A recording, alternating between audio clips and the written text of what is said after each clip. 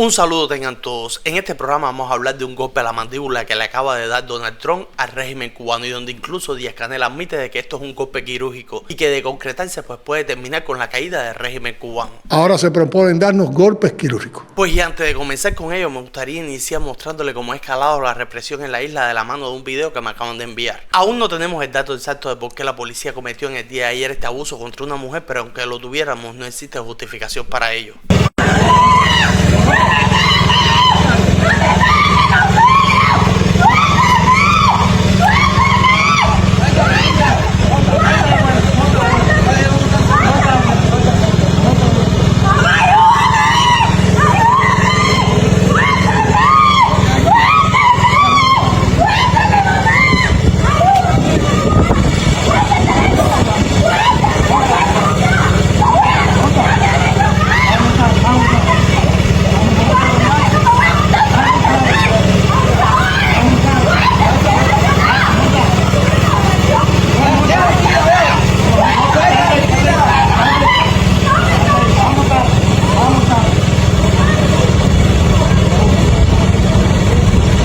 Lo peor de todo es que hoy en la isla, sin importar cuántas veces una mujer grite necesito ayuda, ayúdenme, si los abusadores son policías, pues nadie acude a ayudarla. Pues y quédese con nosotros porque ya en segundo estaremos hablando del golpe quirúrgico que terminará con la caída de la dictadura cubana. Saludos desde Infocuba, bienvenidos a una nueva edición de Noticias. Señores, Díaz-Canel se encuentra asustado, la dictadura cubana se encuentra temblando. ¿Y a qué se debe esto? Pues a las medidas anunciadas por Donald Trump este pasado 14 de abril para desmantelar las misiones médicas cubanas. Pues y el régimen cubano con esto se encuentra metiendo el grito en el cielo, puesto que esto amenaza la última fuente de ingresos que les queda. Recordemos que el régimen cubano recibe de estas misiones médicas entre 8 y 10 billones de dólares. Y de perder esta fuente de ingresos, pues prácticamente no se podrían medio que sostener ni resistir creativamente. Esa guerra ha escalado en los momentos actuales, de forma criminal y hasta el detalle. Ahora se proponen darnos golpes quirúrgicos.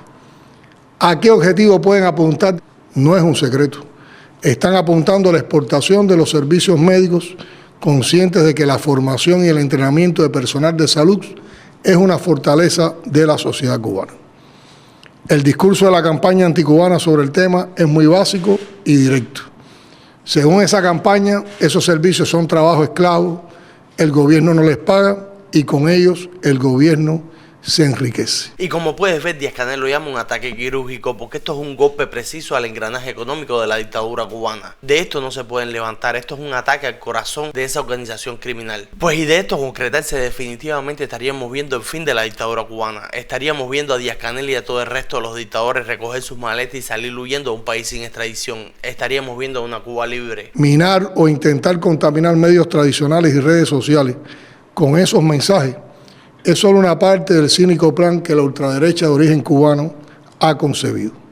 Paralelamente, el secretario de Estado se fue de gira por la región con el declarado objetivo de romper los contratos y compromisos de los gobiernos caribeños con Cuba en esa materia. Pues y como puedes ver, admitido incluso por Díaz-Canel, ya esto ha comenzado. Ya el enviado Donald Trump se encuentra recorriendo los países en el mundo que tienen convenio con Cuba para cerrar todos esos acuerdos y ponerle fin a esa esclavitud moderna. Que se habla tanto y hay tanta preocupación de que por qué, de los ingresos que le pueden llegar a Cuba por la colaboración médica. ¿En qué se usa en Cuba esos ingresos?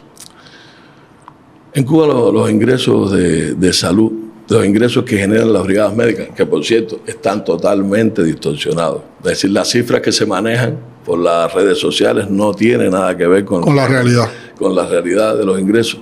Se destinan fundamentalmente al sector de la salud. Usted lo decía el otro día, a veces nos hemos visto apretados y tal vez para respaldar la leche de los niños o una cantidad de combustible, pero fundamentalmente van al sector de la salud. Fíjate, para que tengas una idea del desfalco billonario que están haciendo esta gente, que ellos recaudan en las misiones médicas entre 8 y 11 billones de dólares, billones, y según ellos este dinero lo reinvierten en la salud en Cuba. Pues Cuba es un país pequeño y según la Organización Mundial de Salud, para mantener el sistema de salud cubano solo se necesita entre 2 y 3 billones anuales. Con tan solo una inversión de 2 o 3 billones de dólares anuales, el sistema de salud cubano fuera una maravilla, no faltara la medicina, los hospitales hospitales estuvieran impecables, no faltaran los equipos médicos, hubiera de todo para todo. Y en Cuba no hay de nada, por lo que esta gente invierte menos de $1 billón. Y entonces pregúntate, ¿dónde están esos 10 billones de dólares que faltan? Pues esos 10 billones son un pastel que se dividen en porciones y se reparte. Obviamente que la parte más grande le toca al que más arriba se encuentra en la jerarquía.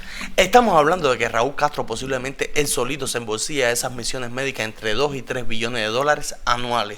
El Estado, y así es el compromiso. Como si hubiera una casta que se enriquece de esos ingresos. Pero la fuente que necesita el país para sostener esos servicios requiere de un por ciento de divisa. De hecho, no cubre ni el 50% de lo que puede ingresar los servicios de salud. ¿Qué clase de cara más grande de descarado tiene ese ministro de salud? Habla como si se estuviera riendo y burlando de quien lo está escuchando. El Estado invierte más del 26% de los gastos del presupuesto del Estado. Mírenle los gestos, las expresiones, la cara de cinismo, la gordura, todos se tienen que separar de la mesa, porque la barriga no le permite sentarse correctamente. Yo considero en primer lugar que llamar esclavo a un hombre libre es altamente ofensivo y además irrespetuoso. Pero si lo contextualizamos, presidente, al marco de lo que estamos definiendo, para definir una persona apegada a su profesión, a un médico, entonces nos sentiríamos orgullosos de ser esclavos de la medicina, esclavos de nuestra profesión.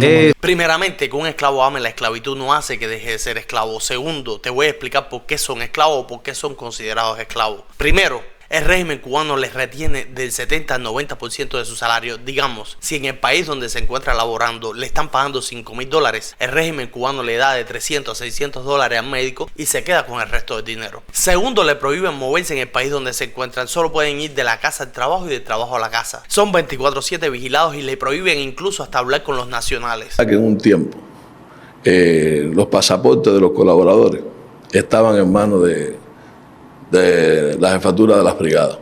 Y tenía que ver porque era muy masivo y salían muchos colaboradores jóvenes y se nos perdían. Ese es un tema que hemos ido eliminando con el tiempo. En estos días nos quedaban algunos países que todavía que tenían esa situación, pero también lo resolvimos. Es decir, nuestros colaboradores tienen su documentación, nosotros... La mandan libremente en el país donde están. Esto es incierto. Yo les traigo los testimonios de la más reciente joven que decidió hablar, perteneciente a esas misiones médicas en Venezuela, y que desmiente todo lo antes mencionado por el régimen cubano. Existen otras muchas misiones médicas, pero yo creo que la de Venezuela, la de Venezuela es la más mala.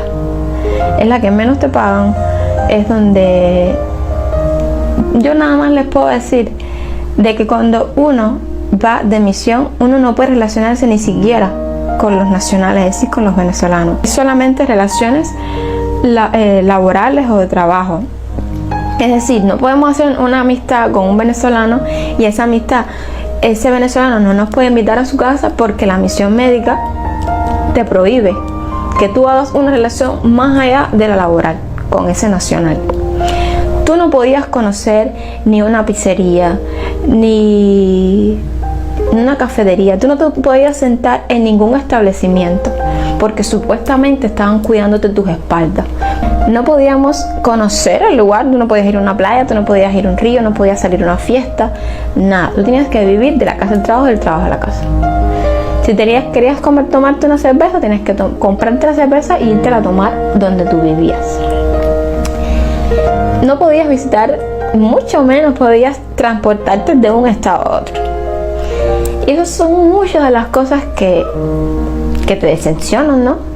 Porque porque supuestamente uno está prestando esta ayuda al gobierno venezolano, también para tú recibir un dinero, para tú ayudar a tu familia o simplemente ayudar a tu familia, no, porque la misión de Venezuela no te da para ayudar a nadie, mucho menos no te da para ayudarte a ti, mucho menos para ayudar a alguien.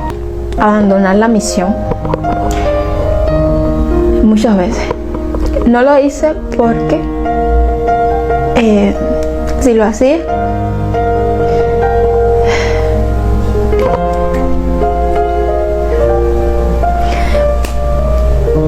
hacía no podía entrar más a Cuba hasta pasado 8 años, porque el gobierno de Cuba no me lo permite.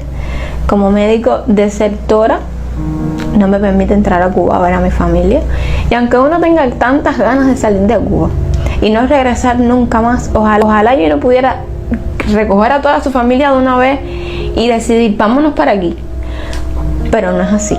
Y señores, la razón principal por la que estas misiones médicas son consideradas una forma de esclavitud moderna es porque en el derecho laboral moderno ninguna persona puede estar atada a un empleador como si fuera propiedad del mismo. Si tú no puedes renunciar a ese empleo por miedo a represalia o porque pueden tomar represalias en contra de ti, pues esto se considera trabajo forzoso y una forma de esclavitud moderna.